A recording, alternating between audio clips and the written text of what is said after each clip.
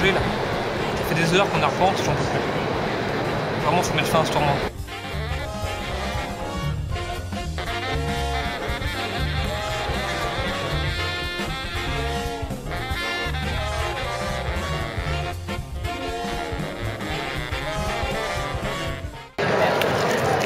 Bon bah voilà, c'est la pause déjeuner, on mange des petits sandwichs encore et des chips dans la nef de Paris Photo.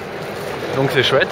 Et donc sinon, Déméranger, t'en as pensé quoi ta première demi-journée à Paris Photo? Beaucoup de choses très intéressantes. Donc là-dessus, je suis assez séduit. Plus que l'année dernière, j'ai l'impression qu'il y a une sorte de profusion de photographie abstraite. Il y a eu notamment ce Chargesheimer là qu'on ne connaissait pas du tout. Il y a eu aussi cette espèce de pliage qui jouait sur la profondeur, qui réinterrogeait vraiment le médium photographique. Donc ça c'était très intéressant. Et puis après des grands noms, on voit des photographes très connus, on découvre d'autres choses, donc très positif.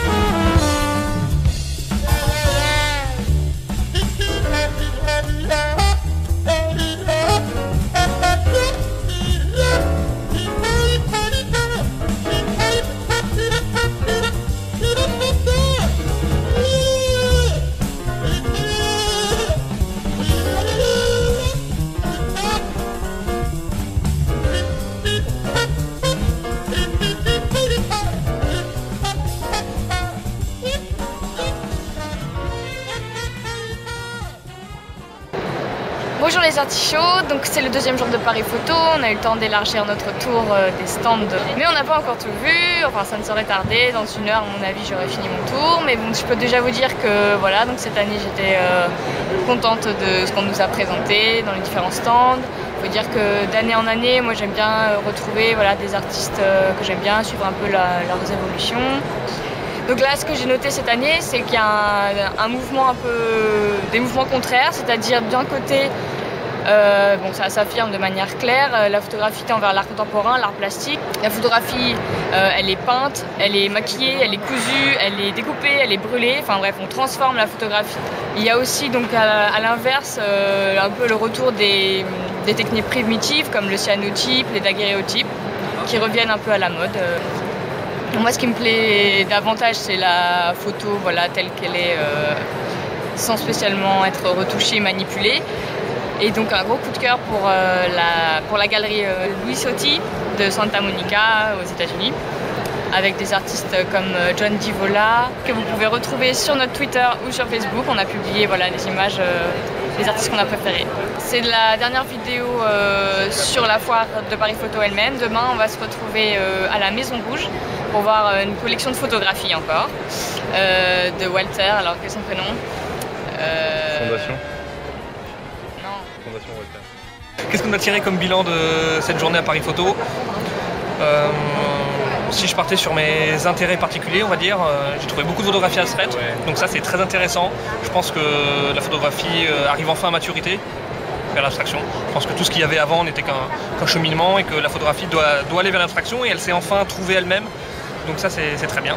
Donc beaucoup de surprises de photographie abstraite que je ne connaissais pas, et donc très intéressant à ce niveau-là. Il y a de l'avant-garde, il y a de la recherche photographique, voilà.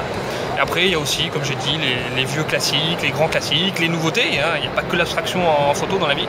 Voilà, en plus il n'y avait pas trop de monde aujourd'hui, donc on était bien et on a découvert plein de choses. Voilà, on est fatigué mais heureux, avec le sentiment du devoir accompli. On a fait ce qu'il fallait faire et on l'a fait, et bien. Donc là, à ce niveau-là, on n'a vraiment pas à rougir. Merci. À demain les artichauts.